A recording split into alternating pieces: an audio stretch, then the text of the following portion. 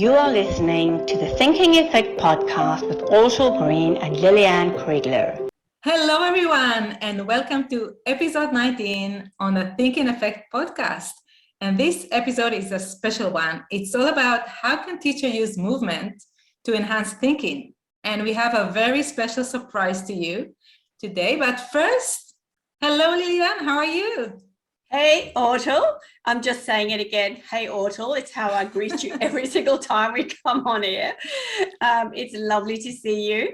And I'm also looking forward to this. And our surprise, shall I announce it right now? Yes, please.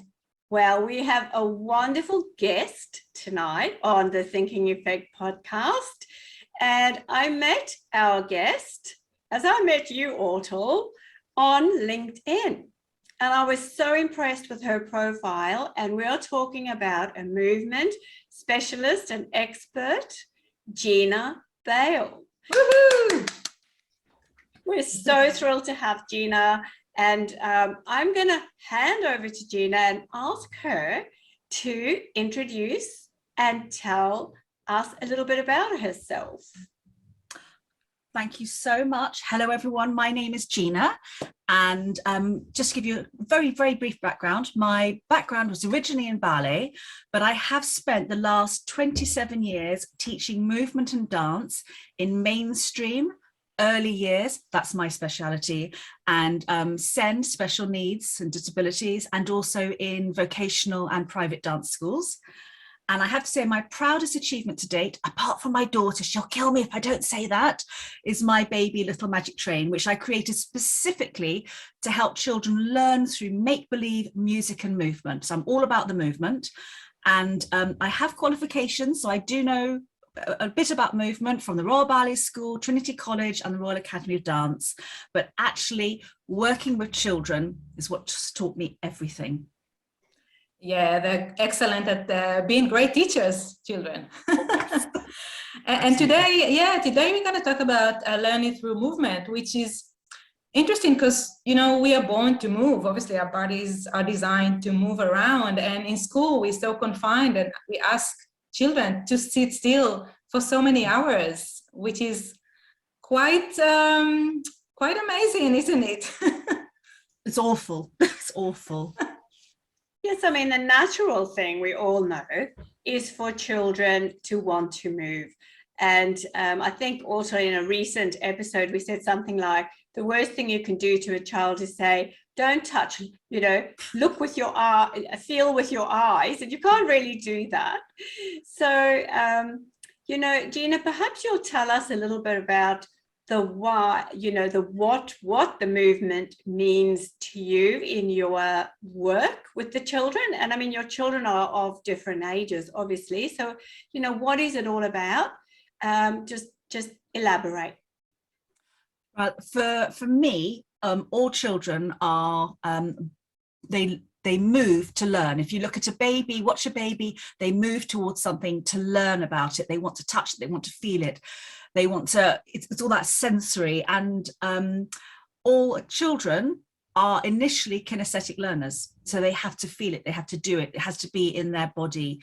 And for me, movement is part of being human, and movement and music are the universal language of communication as well in for humans.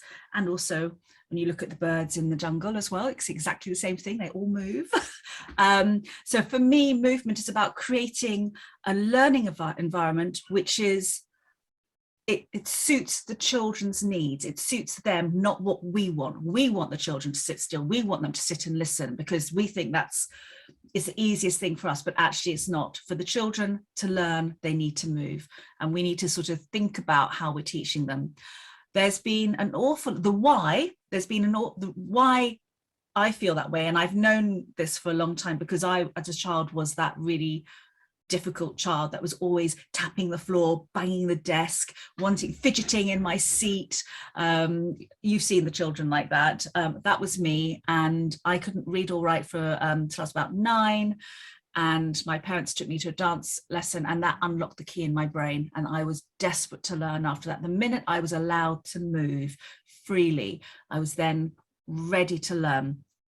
There has been an awful lot of research in movement and how the movement increases the growth of the brain as well.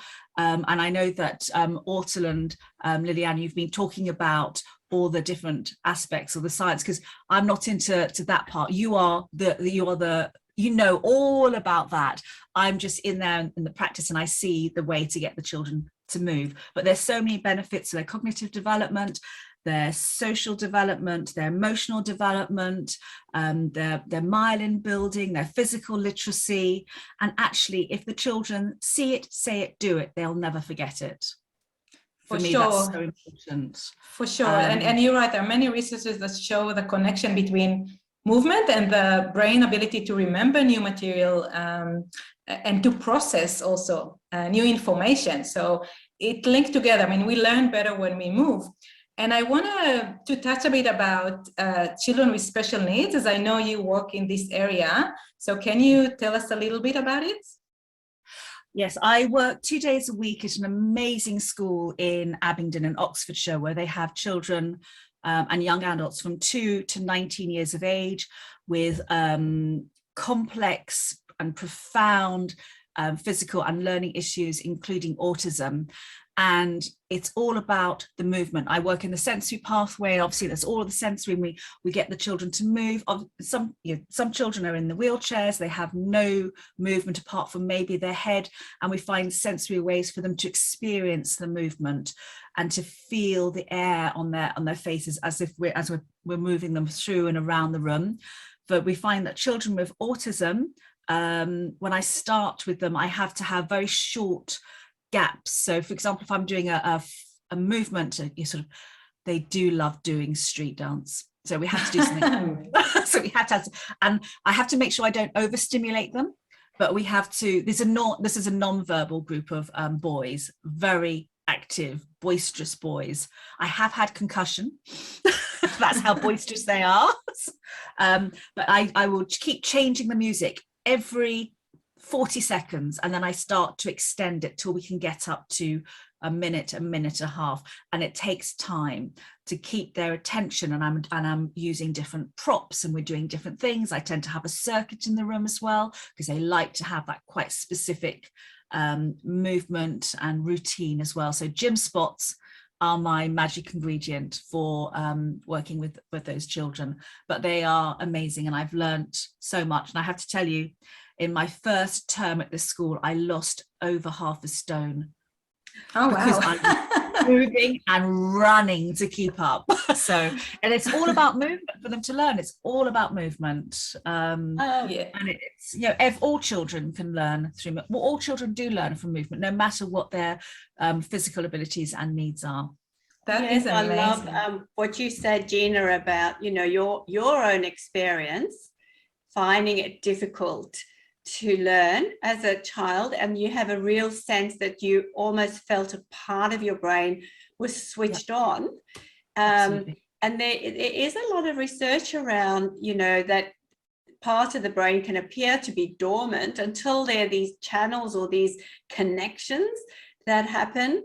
And it sounds like you're doing that on a daily basis with those children in that special needs. And I mean, there are lots of different ways of describing these children now, and we never know whether we're saying the right thing if we're saying they're neurotypical or what how we describe them. But people in Reggio Emilia, they call them children with special rights, which I kind of like that very much.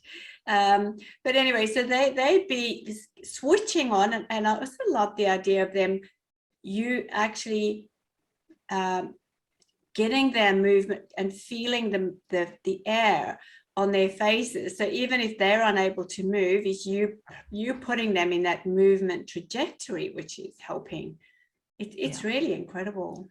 It is. And I think one thing we need to make sure everyone understands that it's not necessarily that you have to spend the whole time moving. Even short periods of time of movement have such huge benefits for these children and help them learn better. And another thing to note, especially today, and we spoke about it, Liliane, about the environment after COVID with stress and anxiety, that moving in itself help reduce stress and anxiety, and therefore helps children focus on their learning and really be within the classroom and be there and be able to learn, actually. So movement has a lot of benefits, and don't feel like you have to fill the whole session with movement. You can do it in small parts in different times during the class. And it's also good for you as the adult, because movement releases and exercise releases endorphins in the brain. It's great for your mental well-being as well. And in the UK, the movement and exercise is recommended for people with mental health issues as well. So I'm always making sure I'm doing my aerobics every day. And I'm sorry, I realize I'm sitting here. What am I doing? I'm moving non-stop. I just realized that. I was like, sit still, Gina. Yeah, that's the child I was. Can you imagine it? No, this episode is not about sitting still. No, we're not sitting still. That's the child I was. I mean, you can see in this, I'm talking when the dinosaurs roamed the earth, I was that annoying child for the teacher. So yeah, movement did switch something on in my brain. You're absolutely right, Liliane. Yeah. Totally switched it on, and I was ready. And also, kids today don't get enough physical activity. So the more we can incorporate physical activity as part of classroom routines and school day-to-day activities, that's wonderful. Yeah. Totally. No, yes, we were chatting and you came up with some wonderful ideas about the children. You've put on the music, so you can have there's a great research that they compared music. They got people to listen to music, and I think it was in Australia, South America, and indigenous tribes in the Amazon, to get them to show you how they move to that music. And the movements were universal. They were able to show the emotion. So that shows it's completely a universal language. And you could put on the music, you could have the sad music, as you were saying, that they could show you how they move when they're feeling sad, and you could talk about what they need to do to feel happy. You could put on happy music, put on a jig. There's so much going from classical all the way to pop. There is no limit. Obviously making sure that that you've checked for the explicit songs, because otherwise they will be going around saying those words you don't want them to. Yeah, for sure. And you can also actually, you don't have to use music. So let's say you want to have a session about emotion, and like you mentioned, Gina, then you can ask the children to move in a happy way, or in an angry way, or in a bored way. So how can they express emotion by movement? And so this is another way to learn about emotion in a physical manner, include movement in this session. So if you can't play music, or you're worried about explicit words, exactly. Yeah, and it's a different speeds. You can do the fast and the slow. You can have fast being happy, slow being sad. All these different. You could get them to tap each other. So you could have the tapping, the slow is when they're feeling sad. For the children who have physical needs as well, if they're not able to move around the room.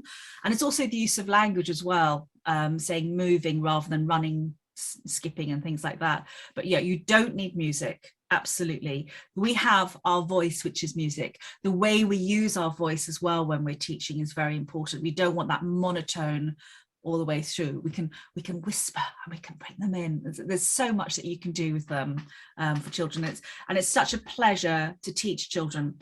I mean, you can go from no music at all, and you could, if you can I tell you my favorite thing about teaching something very special in Greek mythology? I loved it so much. I was doing this workshop. It was actually for the Royal Ballet School, but I've done it in secondary schools as well. We have to learn about Greek mythology, and you've got the Grey sisters. Everyone, they're the one that have one eye and one tooth between them. Can you imagine that? The three of us sharing one eye and one tooth. We are the Grey sisters. Not saying that we're old hags, everyone, but there's just the sisters. And it's really nice if you get the children to work together. You get three of them. Two of them have to have their eyes closed or they're blindfolded, and the one in the middle has to explain, so they're communicating how to move forwards, sideways over an obstacle course, and then they take turns. they're building relationships, they are living being those sisters, and they will never forget it. There's so much fun you can have with that. And then you can link that to Medusa, because they were the sisters of Medusa. So you can see how movement becomes everything. There is no limit to what you can do. You can be really simple, just the clapping, fast and slow, to going in full in, absolutely. And it's all about movement. Yeah, I think it's a lot about being creative with your teaching. So like you said, Gina, I agree that any topic in the curriculum, you can incorporate movement. For example, Liliane and myself, we were talking about magnetism in one of the previous episodes. And I was thinking, well, if you want to let your student express it in movement, some of the students can have positive charge, some of them can have negative charge. And then you ask them to move around the room and ask them, okay, what happened if you come across someone with the same charge as yours, positive and positive? What will happen? What will happen if you came across someone with the opposite charge? So, and act it out as you move. So I think there are no limitations, like you said, Gina. It's all about being creative and coming up with wonderful ideas to incorporate movement as part of your curriculum. Yeah, I agree. And I think a very important thing of what you are saying, Gina, is the connection between the movement and the language development and the conceptual development. You know, a lot of children don't get the full understanding of just a word, but if you've complemented that word and its understanding with the movement, then they will remember it and they have a much greater sense of what it means. So I think particularly children who struggle a little bit with literacy, they are going to find it perhaps even more important than everyone else, but everyone can benefit from it, clearly. Absolutely. Because as we were saying, language is 4 forms. You've got the verbal, the speech and the singing. You've got the physical, which is expression, the movement and the touch, musical, beat and tempo, and the symbolic, so the written word and art. So all forms of movement, they're all the body. You have to use the body. So we should all be moving, completely. I'm quite passionate about it. I need to get off my soapbox. I do get on my soapbox. And the other thing as well, because I do lots of training, I get I specialize in early years, and when I'm doing early years training, because we have children in settings that have English as an additional language, we have children that are non-verbal, and I always get the practitioners to verbalize all of their movements and to feed in new words, because that is the best way of doing just all the way through. So if we're getting bigger and bigger and bigger, you're doing it with your body, you're verbalizing those actions as well. And you need to make sure that your demonstration, though, you're demonstrating what you're saying. That's always key, very, very key, because that's something I've seen, and it has made me giggle a few times, like going, no wonder they're not doing it when you ask them, because you've said to them, you said jumping and you're walking, so of course they're completely confused. Yeah, that's a great thing about it, because the teachers join in the fun, right? You're all doing it together. Absolutely. Yeah. And we're helping, because we need to, they've done, there's a study that we need to do 30 minutes a day to keep the brain growing and active. And also all we need to keep laying the myelin around the neurons in the brain as well, because, you know, from the age of 2, it's downhill. You know, we've got to look after our brains. Don't say that, you know, from the age of 2. Oh my goodness. Well, I think I was reading, they were saying that the brain is the fastest at the age of 2. But you know, there are many benefits as you get older, actually, in terms of the strength of the connection within your brain. So there are definitely benefits of getting older in terms of cognitive benefits as well. So it's not all downhill, apparently. I think it might have been for me. Oh no, it's because I go to the kitchen, I go, what was I coming in here for? Oh, that's when I get worried. We all have those moments, we all have those. But Gina, it's been such a fantastic joy to have you on our program. And what we do at the end is we wrap it up with a little summary.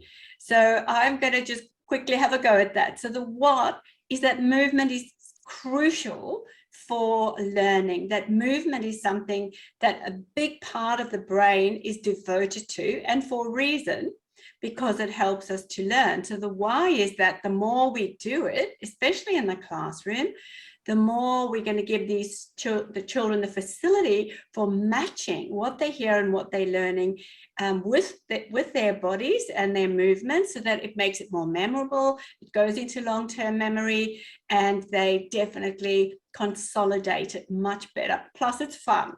And the way to do it is to use movement as regularly as you can. Even in, and you've spoken about some really great ways to do it, and so has Autul, doing it sometimes even in an unusual situation, if you're teaching science, or we mentioned at some point in an earlier conversation, even the times tables. So it's taking the opportunities to use movement as regularly as we can to ensure that those pathways and learning channels are being used, and they're not being lying fallow, and we're making the best of them. This is a fantastic summary. Thank you, Lilian. And I think, Gina, you have a surprise for our listener, right? Something special for our listeners. Do you want to say a few words about it? Yes, because as I was saying earlier, my baby's little magic train is all about movement-based learning. We have a free visit to the zoo for you. All you have to do is, should I give you the link, or will that be? We'll share the link in the description of the episode. Yep. Yeah. You have the music, the illustrations, the storyline, the speech and language activities, the sensory and invitation activities, planning activities, certificates for the children. And we have all the training videos as well for you, and you'll be able to attend one of our introduction live webinars as well, just to show you what you can do. This is specifically for early use children, but it works all the way up to 18, 19 if you're in a special needs school as well, and it's all adaptable for you. But if you're in a secondary school, I can give you some ideas for a session instead if you can't do that. Wow, this is fantastic. Autul and I putting our hands up for that as well. Of course, I'll be the first one to jump on this opportunity. So yeah, thank you so much, Gina. It was lovely having you as a lovely guest in this episode. And thank you for all your sharing your wisdom and experience, and also for the lovely gift for all our listeners. I'm sure they'll enjoy it very much. And so we'll see you again next week, where we're going to have a very, very festive episode number 20. So tune in, because we're going to celebrate with you and share something special as well. Thank you very much for having me. Thank you very much, Gina. And may the little magic train move and just bring magic everywhere.